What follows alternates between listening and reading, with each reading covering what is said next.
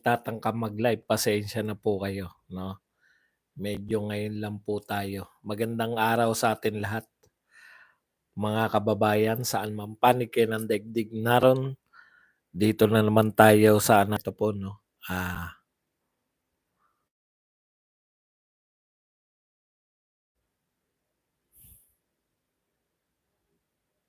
utang ng Pilipinas pumalo na po sa 16.09 trillion. Alam niyo na, ito po ay problema ng Pilipinas ngayon 'no, pero alam natin 'yan lahat na isisisi 'yan sa presidente noon. Meron po silang formula sa lahat, eh. Lahat ng problema ng Pilipinas, ah, ay isisi sa nakaraang administrasyon. Hindi na po uubra 'yan, 'no? Okey, pag-uusapan din po natin ito po, may ikalimang bill na po ngayon ah, na pinapaaprubahan dito o anong tawag dun? Inihain, yun. May ikalimang bill na inihain para po dito sa, pagkakaroon ng prangkisa nitong ABS-CBN. Okey, bakit kaya? Yan. Mainit pa rin po 'no, yung sagutan ni Bersamin at tsaka ng lahat ng mga vlogger ni BBM. Tuwang-tuwa po sila, eh, 'no, kasi nakakalimutan natin mukhang, gusto nilang lituhin 'no, mukhang ayaw na nilang pag-usapan yung tungkol sa impeachment. Dito sila nagpo-focus sa may pagkakatanggal kay VP Sara. Sila ginagawa po nilang malaking usapin po 'to para tuwang-tuwa sila kasi eto na pinag-uusapan uli, yung pagkakatanggal kay VP Sara pinalalabas nila na kaya tinanggal dahil, irrelevant, et cetera. Kaya irrelevant dahil walang silbi. Diyan na lang tayo mag-usap-usap. Kalimutan na muna natin yung impeachment dahil tinatantya pa namin yung rally ng Iglesia ni Cristo kung malaki ba o hindi. Yan yung tingin kong ano, eh. At iba pa pong problema, nananahimik po yung mga Duterte pero pilit po nila na Duterte, Duterte, Duterte pa rin po ang isinisingit nila sa lahat ng problema ng Pilipinas ngayon. Ang sarap magkape. Yan po ang pag-uusapan natin pero bago yan, kung bago ka pa lang dito sa ating channel, mag-subscribe ka na. Dahil ito lang ang tanging channel na may kinikilingan, may pinapanigan, una sa balita, huli sa impormasyon, kaya ano pang hinihintay nyo? Pindot na, okay. Naku, hindi ko naisama 'no, pero maganda pong talakayin 'yan 'no, yung sinasabi niyo na totoo ba si Matubato. Mamaya po natin sasagutin, unahin muna natin yung mga topic. Tandaan niyo po may question tungkol kay Matubato, Okay, pag-usapan na po natin 'to. Unahin po natin 'tong utang ng Pilipinas. Ngayon po, sa latest po na utang ng Pilipinas, eto na po ang utang ng Pilipinas. Tapos ikumpara natin kung magkano yung iniwan ni Tatay Digong na utang, 'yan. Okay. So ang utang po ng Pilipinas ngayon ay 16.09 trillion, 'no, as of November 2024. So napakalaki na po nito 'no, 16, ito na po ang pinakamalaking pagkakautang ng Pilipinas. Ngayon, eto po, imbes po na alam niyo naka-focus lahat po ng mga tagapagtanggol ni BBM, hindi po nila kayang ipagtanggol, eh. Ang focus po nila tirahin pa rin lahat. Lahat ng problema ng Pilipinas ngayon, isisilang 'yan sa mga Duterte. Pandalas po nating sinasabi, minana lang 'yan, eh. Minana lang 'yan ni Marcos. Actually, ang binabayaran ni Marcos ay utang ni Duterte. Lahat po ng presidente nagbayad ng utang. Si Tatay Digong po, nagbabayad din po siya ng mga naunang nangutang sa kanyang presidente. Pero eto lang pong mga tauhan ni Marcos, eto lang pong mga tagapagtanggol ni Marcos ang nangangatwiran ng ganyan, 'di ba? Pero para lang po, magkano po ba yung iniwan ni Tatay Digong na utang natin, 'no? Kasi laging sinisisi si Tatay Digong, eh. Ang iniwan po ni Tatay Digong ay 12.79 trillion. Okay. So magkano po diyan sa 12.79 trillion ang kay Tatay Digong? Hindi naman po sa kanya yan lahat, 'di ba? So ang nautang po ni Tatay Digong, so ibig sabihin, so far, mahigit 3 trilyon na po ang naidagdag ni Pangulong Marcos. 2 taon at kalahati pa lang, 3 taon na po ang naidadagdag ni Pangulong Marcos. Okay lang sana kung walang nautang at hindi nadagdagan yung utang, pwede niyong ikatwiran na yan naman ay nagbabayad lang si Marcos ng utang ni Duterte. Hindi po eh. Nadagdagan na po ng mahigit 3 trilyon buhat nung umupo si Marcos.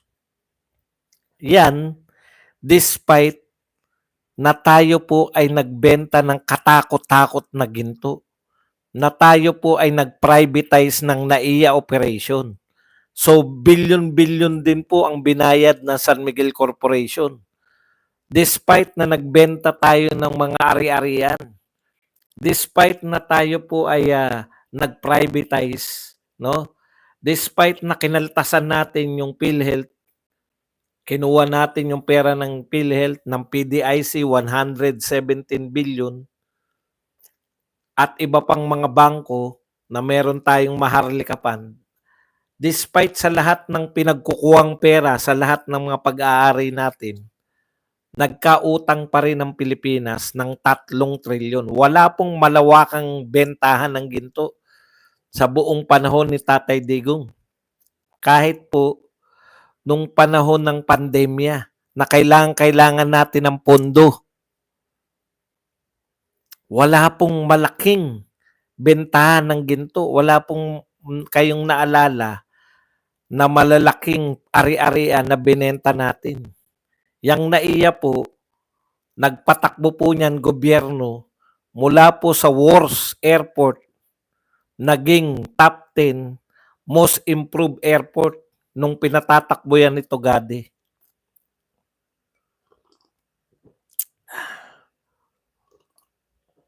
Ngayon, ang pangako pong sa privatization, gaganda yung patakbo sa airport. Wala pa po tayong nakikitang pagbabago. Ang pagbabago lang, lumaki ang mga binabayaran sa NAIA. Yan po ang unang epekto niyan. Hindi po yung pagandahin.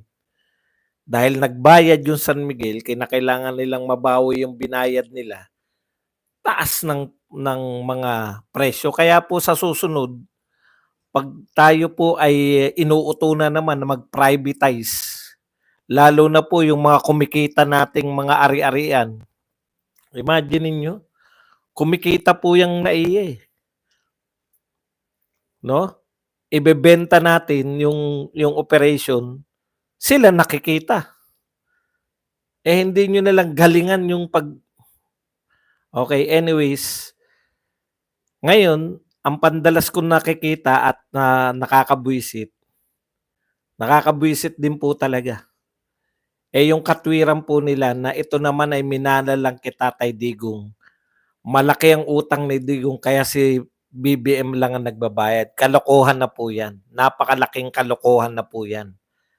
Lagi po kasi wala po kayong solusyon eh. Wala po kayong solusyon kung hindi ibintang lang lahat kay Digong. Eto, practical lang.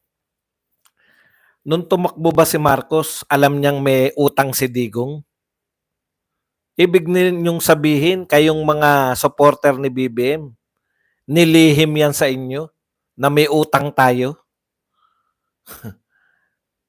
Sasabihin naman ng iba, bakit hindi yan naging usapin nung kay Digong? Paano hindi yan magiging usapin kay Digong?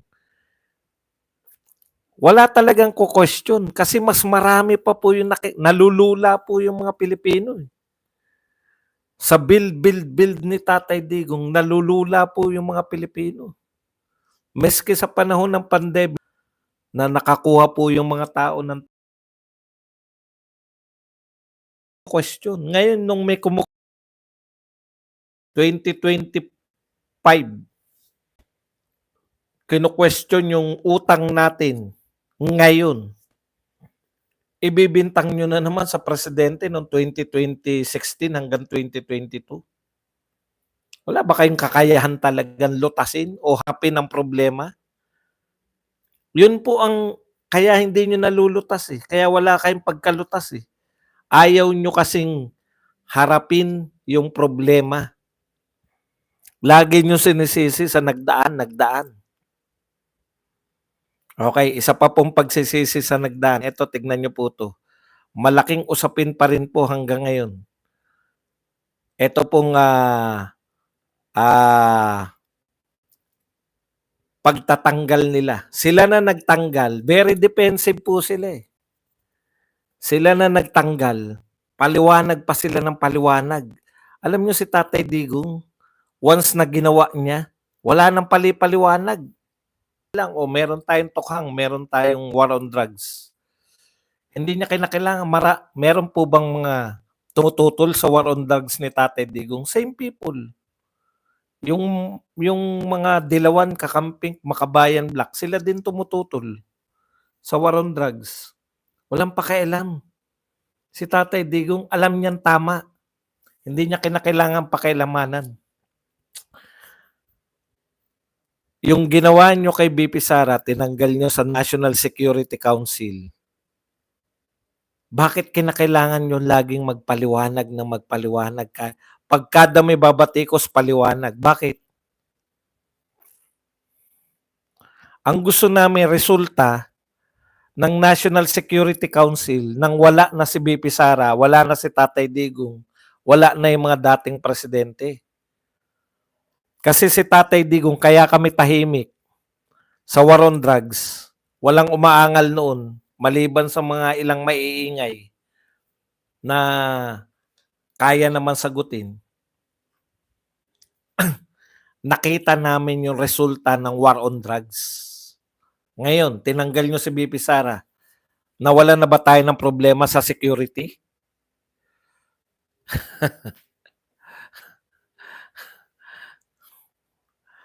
Ang problema sa inyo, ayaw nyo harapin yung tunay nating problema. Ang tunay nating problema, nagpapatrolya ang Chinese Coast Guard, yung malalaking Chinese Coast Guard, sa pag-aari natin. Tapos sasabihin natin, amin yan, bakit kayo nagpapatrolya? Ang tunay na problema natin sa national security, nagdadagdag tayo ng kalaban. Yung dati na nating kakampi, China, panahon ni Duterte, kakampi natin yung China, walang nagaganap na bombahan ng tubig, walang nagaganap na butasan ng mga bangka. Rubber boats natin hindi binubutas. Nakakapangisda yung ating mga mangingisda. Hindi po kami nagsabi niyan. Yun pong mga mangingisda mismo. Okay na eh. Okay na tayo, no? Sa pakikipagkaibigan natin sa China. Nag-ano kayo, bigla niyong inaway yung China. Bigla tayo nagmatapang sa Tokis. Tokis lang naman tapang natin eh. Bigla natin tinokis na tinapangan yung China. Ano ngayon nangyayari sa atin? Mayroon tayong problema sa national security. At hindi po Duterte ang punot dulo ng ating problema sa national security. Pero yung paglutas ninyo, tanggalin yan Duterte sa National Security Council. Ano nalutas nun? Di ba? Wala. Problema natin yung China ngayon. Nagpapatrolya sila. sa Scarborough Shoal o Panatag Shoal.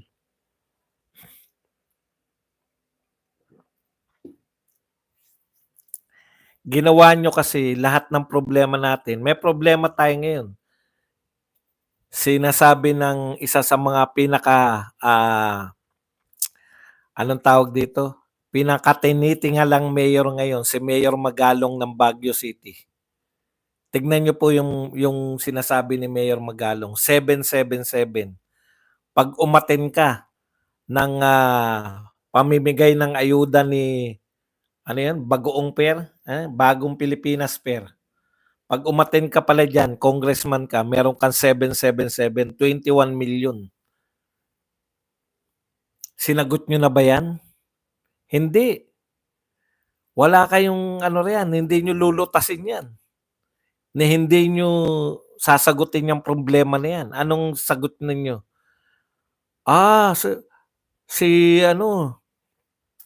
May confidential fund pala mas malaki pala confidential fund ng Davao City ngayong 2023. Puta, panay kayo confidential fund. Wala nang mas malaking confidential fund kaysa Pangulo ng Pilipinas. Binabanatan nyo ba? Ang problema, pinagbibintangan kayo direkta, kayong mga congressman, pinagbibintangan kayo ni Mayor Magalong, 777. Hindi po vlogger yan si Mayor Magalong. Hindi nyo sinasagot. Ang sagot ninyo, si Baste pala, mana sa ama, mana sa kapatid. Matakaw rin sa confidential fund. Puro kayo takaw ng takaw. Isang congressman, isang atin, 21 million.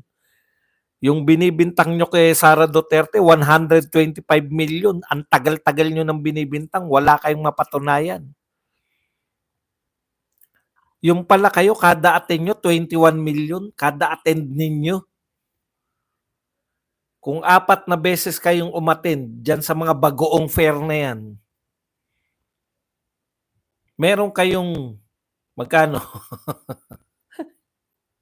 Mahina ako sa quotation. 84 million. Lintik kayo. Kung problemahin ninyo si VP Sara, ang dami nyo eh. Billion po yun.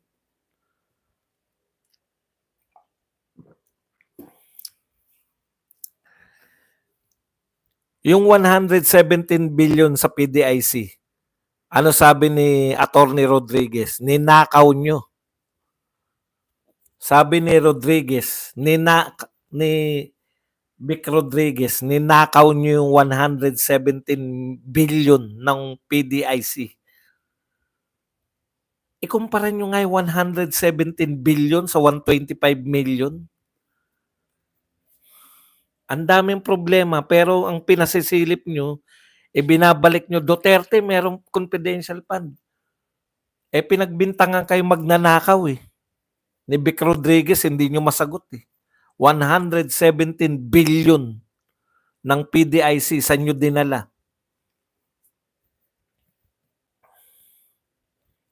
Ang layo.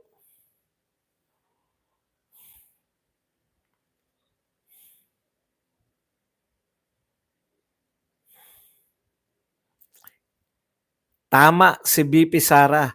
Hindi ang Duterte ang problema ng Pilipinas. Bakit bukang bibig ninyo yung Duterte?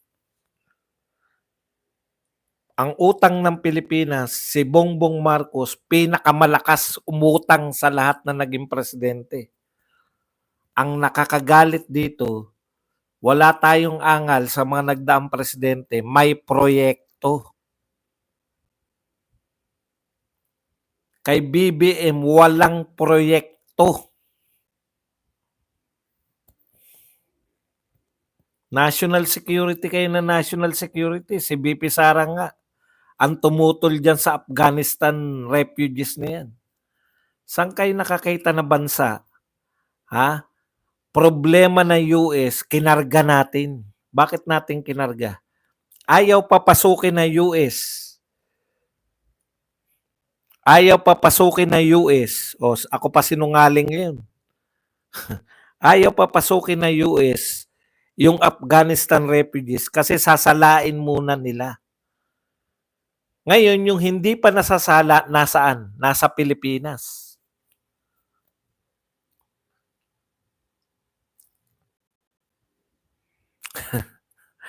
Yung busita kayo ng busita, alam po ninyo, hindi ko po kinakampanya yan.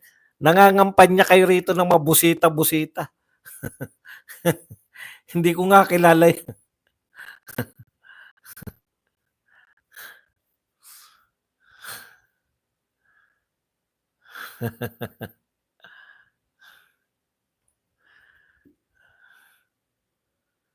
Ang sagot daw ni Bokbok, namimigay naman daw si... Sagot ni Bokbok, namimigay din daw si Mayor Benji Magalong ng ayuda. Ampo pa, wala kayong kawala kay MBM. Sino si MBM? Mayor Benji Magalong. Number 113 United Frontliners Atentoids. Sa kanila hindi pagsagot eh. Sa kanila pagbibintang eh. Tignan niyo yan. Sinabi ni Magalong, meron 777. Paano nila sinagot? Ikaw din, namimigay ka rin ng ayuda eh. Anong sagot yun? Pinagbibintangan yung mga congressman na pag umatin sila dyan sa Bagoong Fair, mayroon silang 21 million. Precise yung bintang eh. Nagkakaroon sila, binibigyan sila ng 777, 21 million. Tapos sasagot mo, ang layo naman ang sagot mo, bukbok. Anong kinalaman kung namimigay si Mayor Magalong ng ayuda? Pera ng taong bayan yan eh. Alam nga namang hindi tanggapin ng mga taga Baguio yan. Ano sabi ni Tatay Digong? Pera yan ng taong bayan, yung pinamimigay nila. Tanggapin nyo, pero huwag kayong magkaroon ng utang na loob. Huwag kayong magkaroon ng utang na loob kasi pera nyo yan. Tanggapin nyo. Oh, anong kinalaman nun? Sa 21 million na kada umaatin. Ganyan po sila sumagot eh. Atake rin eh. Samantalang nun, pag binabanatan yung proyekto ni Tatay Digong, babanatan nyo yung Dolomite. Puta. Pinakikita namin Dolomite. Ito ba yung ano? Ito ba yung naninira ng kalikasan?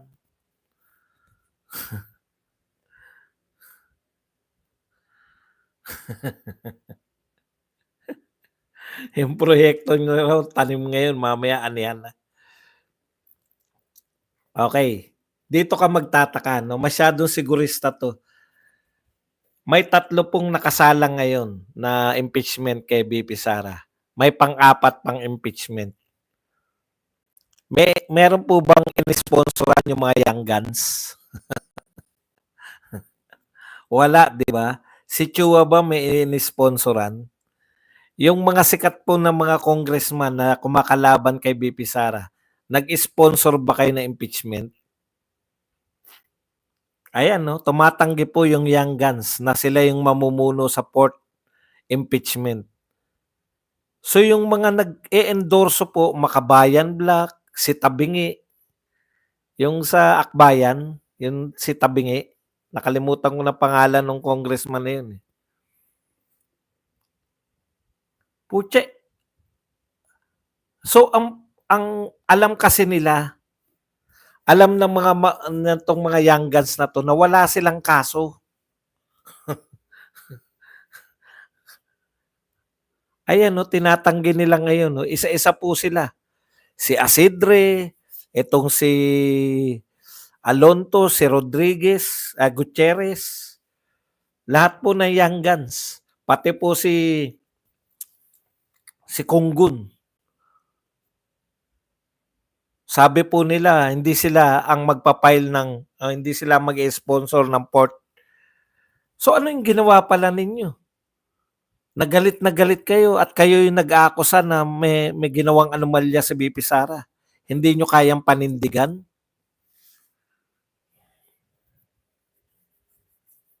Ayan po, dumidistansya na sila. Mas takot sila sa iglesia, eh.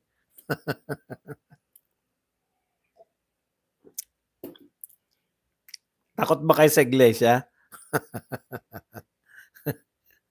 Tuloy na rally na iglesia.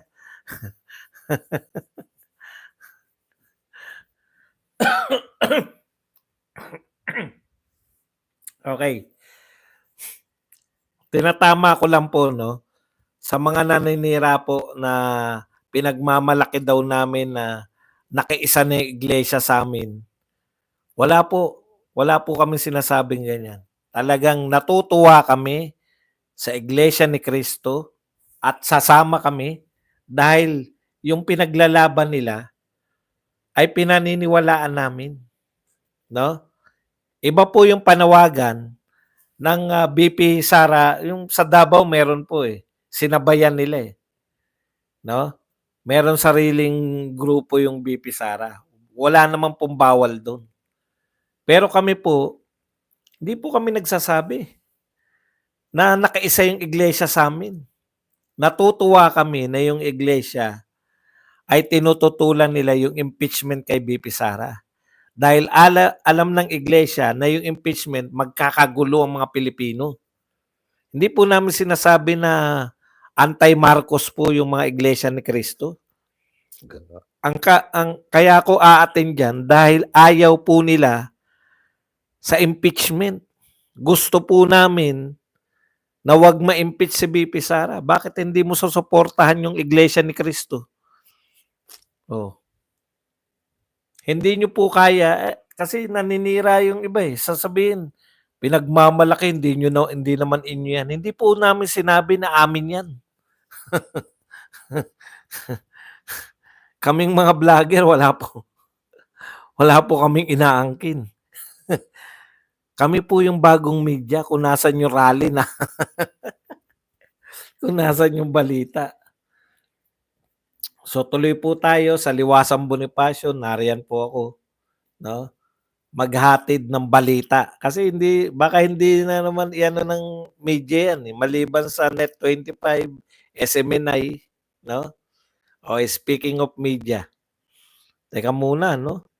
Usong-uso na resignation, nag-resign na po si yung Prime Minister po ng Canada, no? Si Trudeau. Bakit po nag-resign? Akala kasi nila hindi mananalo si Donald Trump, eh.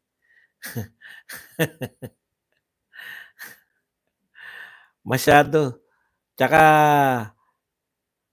biktima po siya ng lahat ng kumamay kay Zelensky. Prime Minister ng Japan, yung Korea President, nakamayan ni Zelensky rin, di ba? May problema din ngayon. Ang dami po.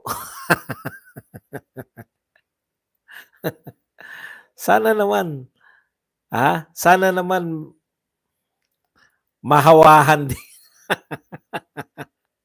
Mahawahan po yung namumuno dito sa Pilipinas. How we wish. Nililinaw ko po, wala pong panawagan yung Iglesia ni Cristo na tanggalin sa pwesto. Peace rally po, eh. Kaya po peace rally, kaya po may ugnayan, totoo po yun. Magulo po yan pag tinuloy niyo yung impeachment. Bakit po magugulo? Makikita po ng mga tao, eh, na wala kayong kaso, pinipilit nyo. Okay.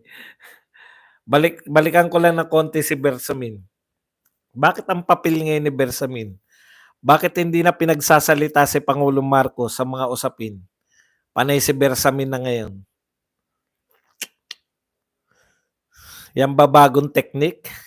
Para wala ni Alamano? Para hindi na tayo makarinig ng mga anong gagawin natin? Si Bersamin na lang ang magsalita para sa Pangulo. Nami-miss namin yung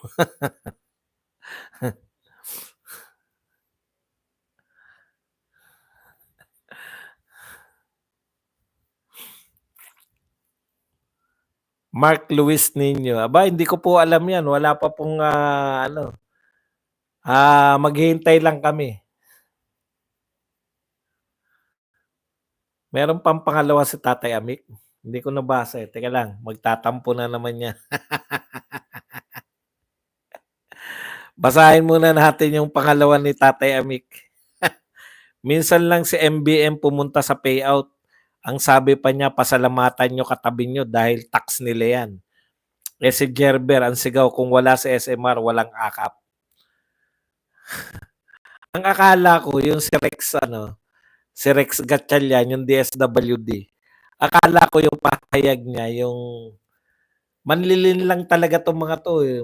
Manang-mana yung mga tulpo rito sa gobyerno na 'to, eh. Panay panlilin lang kayo, eh. Ang akala ko walang partisipasyon yung mga politiko. Yung pala limitado ang partisipasyon ng mga politiko. So, may partisipasyon. Talagang ano rin, eh, talagang manlilin lang din 'tong mga 'to, eh. Hindi pa rin niya naaalisan ng partisipasyon. Kasi yung venue daw, yung mga pagpapa-crowd control. Bakit po kinakailangan ng crowd control? Papipilahin mo lang. Bakit kinakailangan? Hindi ko maintindihan talaga, eh, 'no? So, sa madaling salita, may partisipasyon pa rin ang mga politiko, 'no? Partikular yung mga congressman. May partisipasyon pa rin. Limitado nga lang daw. Kung anong meaning ng limitado, sila lang ang nakakaalam. Siguro ang limitado, hindi sila mismo yung mamimigay. Pero naroon yung pagmumukha nila, naroon.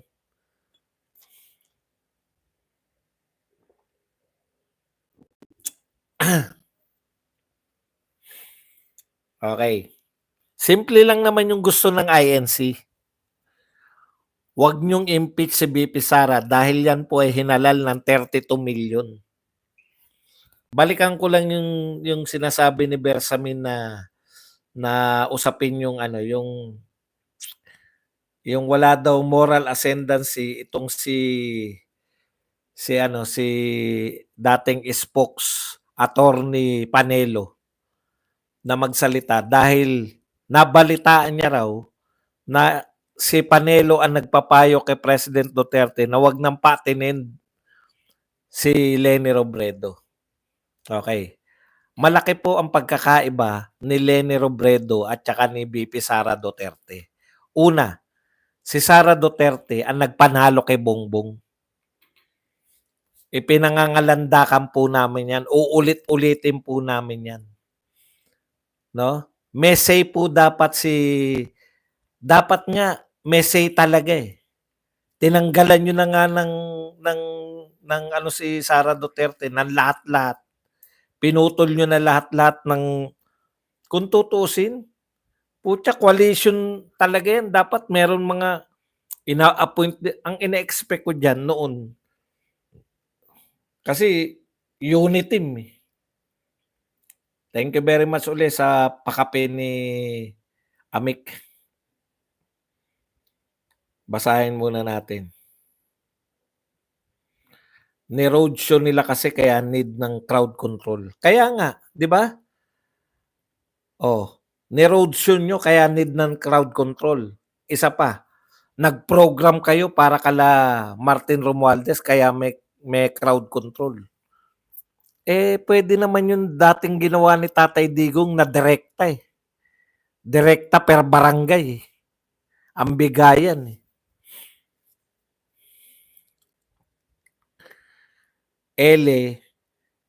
Inano lang nila, kinunwari lang. Pero kung pakikinggan mo si Rex Gatchalian, limitado ang ito mismo yung right term, eh. Limitado ang partisipasyon. So may partisipasyon, hindi dineklara na walang partisipasyon, limitado. Kaya nasa program sila, kaya naroon sila sa payout. Okay. Balikan ko lang, si Lenny kasi nag-tour sa US para siraan ng government. Yan yung sinasabi, di ba? Ni Panelo. Nagtutur, eh. Si Tatay Digong. Nagtuturo siya para siraan yung gobyerno, bakit namin isasama yan? At hindi lang yun, magtapatan na tayo. Dapat nga kung tutusin, may say talaga sa gobyerno si Sara Duterte. Kasi unit team kayo. Dapat nga may mga appointed siya. Wala na nga appointed, wala na nga lahat-lahat. Ano sabi ni BP Sara? Kung hinayaan nyo lang siya magtanim sa DepEd, kung hinayaan nyo lang siya magtrabaho sa DepEd, magtanim ng mga puno, iangat niya yung antas ng edukasyon ng DepEd. Inintriga nyo pa eh. Kayo, kung threat, actually hindi threat sa national security, yung mga Duterte. Threat sila sa pag-hold nyo sa power. Threat sila sa pananatili nyo sa gobyerno. Hanggat nariyan yung mga Duterte, nangangarap yung mga Pilipino na ng disenteng pamumuno. Kasi before Duterte, ang bilis mag-give up ng mga Pilipino. Wala pa naman kaming pamantayan eh. Before naging pinuno si Pangulong Duterte, wala pa kaming pamantayan na magandang pamumuno. Kaya, natutuwa. Ako, mahilig pa ako sa politika. Mahilig ako manood na Sona. Wow, ang ganda na Sona nito ni Pinoy. Walang wang-wang. Okay yan. O, pagka pangalawang Sona, hindi na nanonood mga tao. Wala nang pakialam. Balik na sa dating gawi. May presidente, wala kaming pakialam. Hindi namin ramdam. Okay. Pero, nung naging presidente si Duterte, eto pala dapat.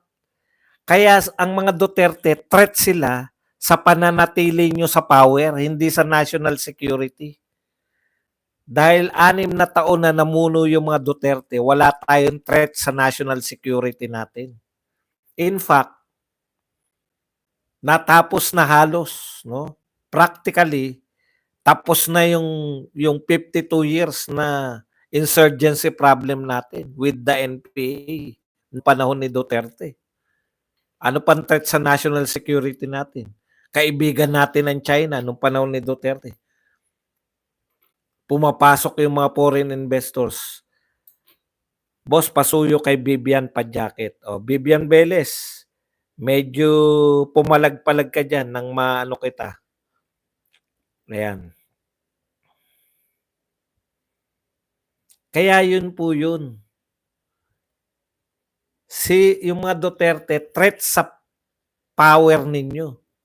Dahil naranasan na namin, dapat ganun ang pamumuno. Bakit panay balik tayo sa mga malalaking pera na hinahanap namin?